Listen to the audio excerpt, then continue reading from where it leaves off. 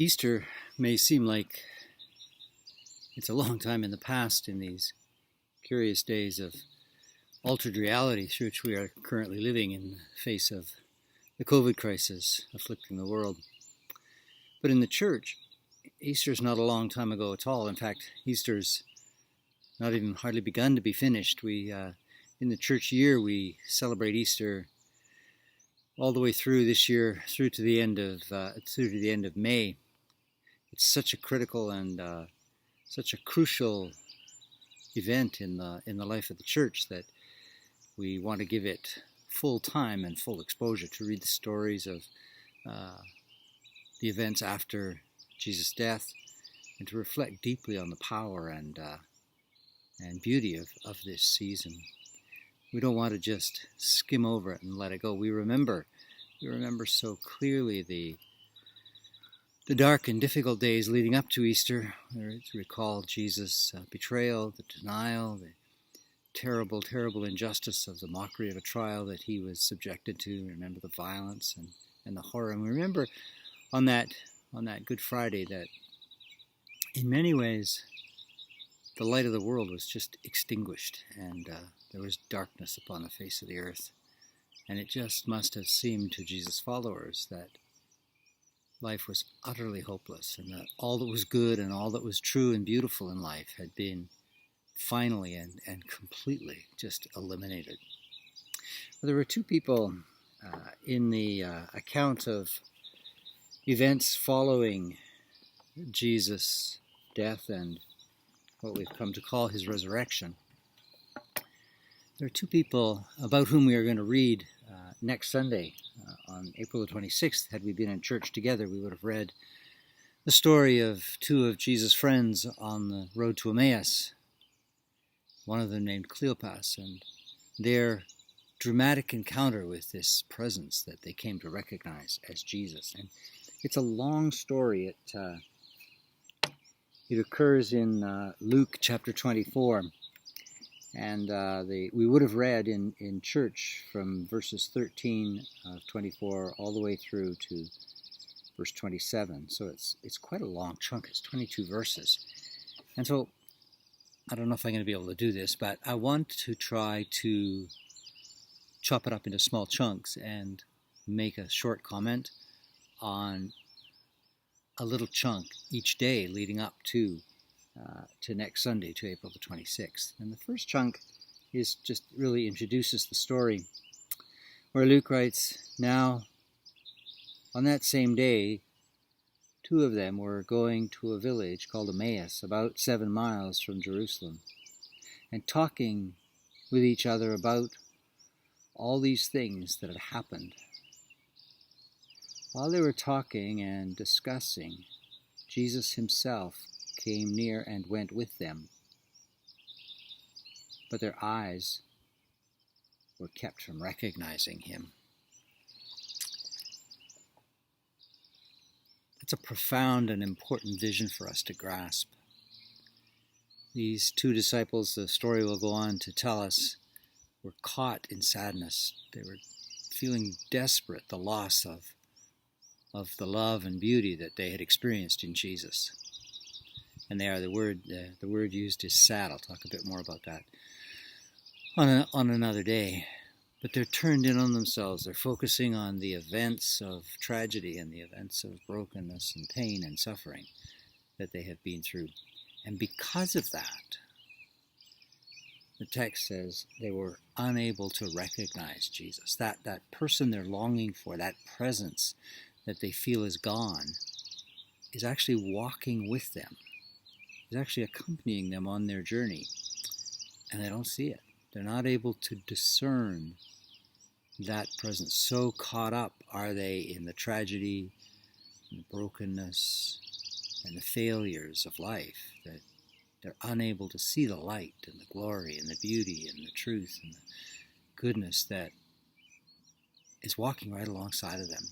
And I think that's the challenge of Christian faith. It's a challenge of all faith, that in the midst of struggles, in the midst of pain, in the midst of suffering and darkness, that there is in fact that living presence that walks with us, that living presence that lives inside of us, that there is in fact that beauty and that truth everywhere, and there are witnesses to that everywhere, that we are being accompanied on this journey, as difficult as sometimes it may be, as alone as we may sometimes feel, that we are accompanied on this journey by the presence of Jesus, that the light walks with us even when it seems dark, that the light accompanies us.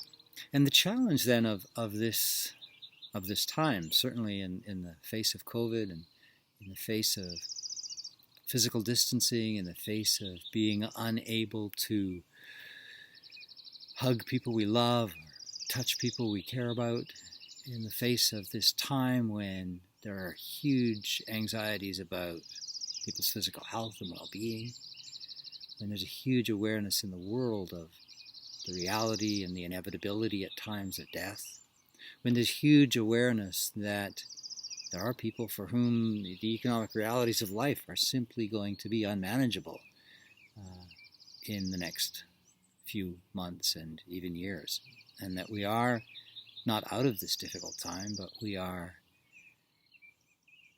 in a time when we are acutely aware of how hard sometimes life can be for people.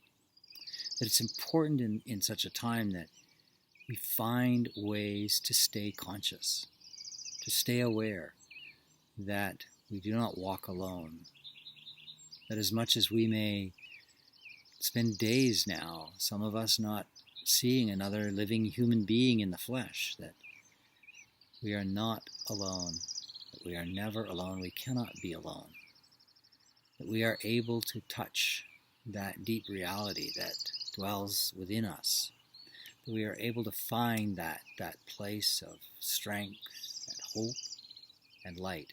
And everywhere around us, there are reminders. I don't know how good my mic is on this laptop, and I don't know if you can hear the birds, but the birds are waking. They're singing. And they always sing. They don't get stopped by COVID. They don't get stopped by economic downturns. They don't get stopped by human frailty and weakness and failure. Every morning, as the sun arises, the birds sing. And I've said so many times, Heather and I were out for a walk yesterday, and we looked at the Gary Oaks, and the Gary Oaks are always the last to leaf in this part of the world, but you could see the little buds beginning to burst, and you can see behind me that the green of the trees of the Gary Oaks is beginning to return. And you look at these branches that a week ago, 2 weeks ago, looked completely dead. They didn't look like they could ever possibly contain life ever again. And yet now they are beginning to burst into leaf. And that surging force of energy and life that causes a Gary Oak to grow up into the sky and to year after year return to leaf. That energy, life, and force, we say in Christian tradition, we see embodied in the person of Jesus. And we continue to experience in our hearts and lives as we walk faithfully and gently through this difficult time. So the challenge is to ask ourselves, what are the skills in my life that I need to nurture,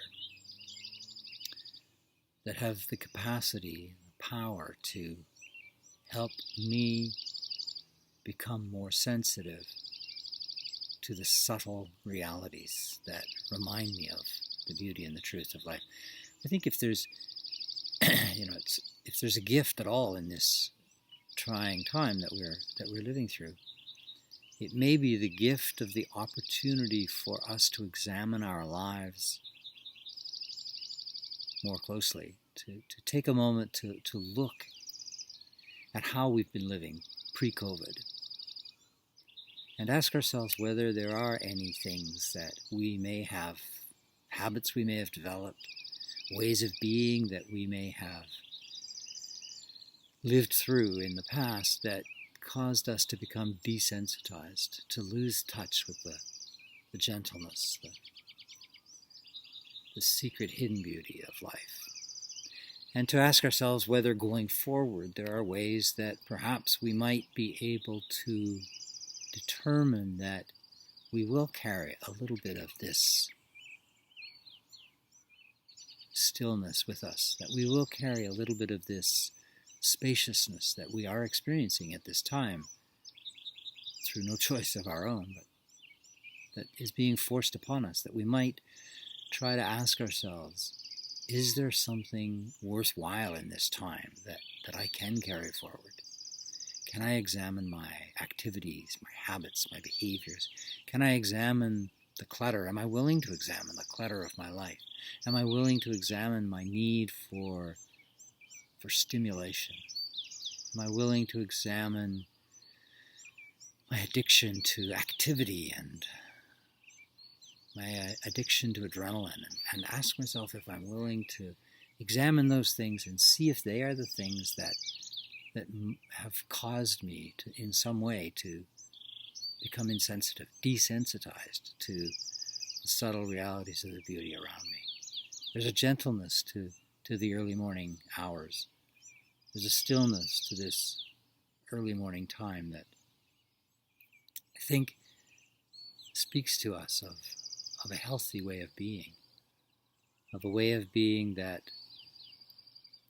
will allow us to see perhaps more clearly that in this time and in all of life we do not walk alone, we are not alone. We are always accompanied by the presence of love that is the source of the universe. And the question is whether we can and will develop the heart principles, the heart practices that allow us to open more fully to that goodness and truth that is the presence of Jesus. You can see just all around that we are surrounded by life. We are surrounded by the sun that is beginning to break through on the horizon behind the trees there, that there is just an abundance of growth and vegetation everywhere. And all of that is there in part to help us see that life is strong, life is resilient, life is full of goodness, and that when our hearts are open, we see that goodness and we touch that beauty. And we can hold that reality in our lives, and we can share it as the two friends of Jesus walking along the road to Emmaus. As at first what they're sharing is the pain and the suffering and the brokenness. But as we go on in the story, we'll find that they had something else to share. They had something else that awoke inside of them, that awoke in their hearts. What's awaking in my heart today? As I face another day of being cut off from the worshiping community that I love at St. Philip, as I face another day of strangely altered reality, what is there that is awaking in my heart? What is there that I'm finding in the deep recesses of my being? And I think that the promise is that if we follow the way of Jesus, that we will find awaking in our being hope, goodness, light, that we will find awaking in our being a trust that allows us to live in this present moment with less fear, with greater trust, and with hope and goodness in our hearts. Jesus, we thank you that your light returns every day. We thank you that you are the power of the universe, breathing life into all forms. Help us to stay deeply connected to that life force that is your presence and your goodness at work in our lives and in all the world. God, hold those in your heart who are suffering. Hold those in your heart who are feeling alone. May they find the companionship of your presence. May we all find the companionship of your presence at work in our lives. Through Christ our Lord. Amen.